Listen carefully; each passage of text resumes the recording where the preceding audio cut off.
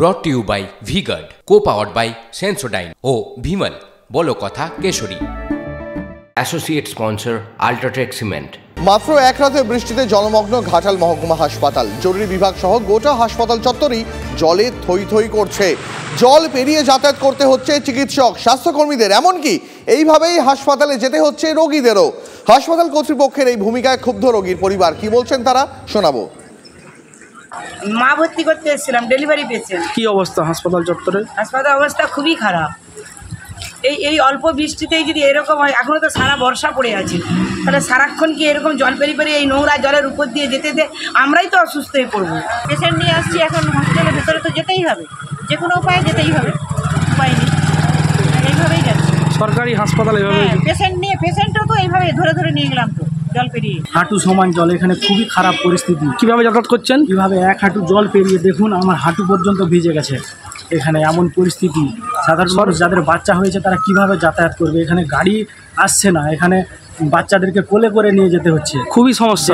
Delivery যেসব মহিলারা হবে তাদেরকে কোলে করে নিয়ে যেতে হচ্ছে। আপনারা দেখুন কি অবস্থা, কি পরিস্থিতি সেখানে জানবো। ঘাটাল থেকে রয়েছেন আমার সহকর্মী অসীম আমার সঙ্গে সরাসরি।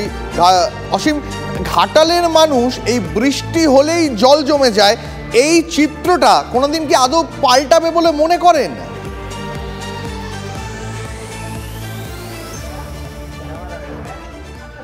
দেখো দীপদা, একেবারেই, কারণ এখনও কিন্তু বর্ষা প্রবেশ করেনি, বৃষ্টি সেই পরিমাণে শুরু হয়নি। কালকে রাত থেকে যে নাগাড়ে কিছুক্ষণ বৃষ্টি হয়েছে, সেই বৃষ্টিতে ঘাটালের যে গুরুত্বপূর্ণ যে হাসপাতাল, ঘাটাল মহকুমা হাসপাতাল চত্বরে ইতিমধ্যে কিন্তু জল জমেছে। সকাল থেকে রোগী থেকে পরিজনেরা তারা কিন্তু এই জল যন্ত্রণায় তারা নাজেহাল। তাদের মধ্যে একটা তীব্র ক্ষোভ দেখা দিয়েছে। মূলত হাসপাতাল চত্বরে এই যে জল জমার কারণ, সেটা হচ্ছে নিকাশি ব্যবস্থাটা কিন্তু একেবারেই বেহাল, যেটা আমরা হাসপাতাল সূত্রে জানতে পেরেছি বা এখানকার যে সমস্ত কর্মীরা রয়েছে হাসপাতালে তাদের কাছ থেকে যেটা আমরা জানতে পেরেছি। দেখো, সকাল থেকে যে জল, সেটা কিন্তু বেলা বাড়লেও জল হয়তো সামান্য পরিমাণে কমেছে, কিন্তু সেই জল পেরিয়ে প্রত্যেককে যেতে হচ্ছে। দেখো, এই নিয়ে আমরা কিন্তু ঘাটাল হাসপাতালে যিনি সুপার, তার সাথে আমরা কথা বলেছি।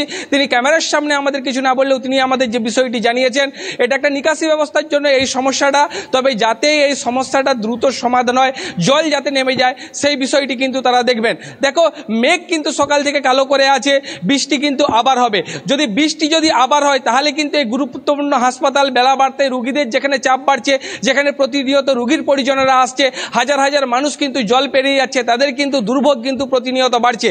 এলাকার এখানে মানুষজন বা হাসপাতাল সূত্রে বা রোগীরা তারা যেটা জানাচ্ছেন, এই জল যন্ত্রণা আজকের নয়, এই জল যন্ত্রণা কিন্তু দীর্ঘদিনের মাঝে মধ্যেই কিন্তু এইভাবে কিন্তু হাসপাতাল চত্বর জরুরি বিভাগের সামনে তারা ডুবে থাকে। তারা বলছেন, কেন দীর্ঘদিনের সমস্যা, হাসপাতাল বা প্রশাসন কেন তারা নিশ্চুপ, কেন এর কিন্তু দ্রুত সমাধান তারা করছে না, স্থায়ী সমাধান করছে না, কেন জল যন্ত্রণা থেকে মুক্তি মিলছে না রোগী সহ তার পরিজনেরা, এটাই কিন্তু এখন কিন্তু প্রশ্ন উঠেছে। দীপদা, অসীম, তার মানে একটা কথা বলাই যায় যে ভোট আসে ভোট যায়, কিন্তু ঘাটালের মানুষের যে জলদুর্দশা তার ছবিটা বদলায় না। সঙ্গে থেকেও অনেক ধন্যবাদ তোমাকে। Brought to you by V Guard, co-powered by Sensodyne ও ভিমল বলো কথা কেশরী।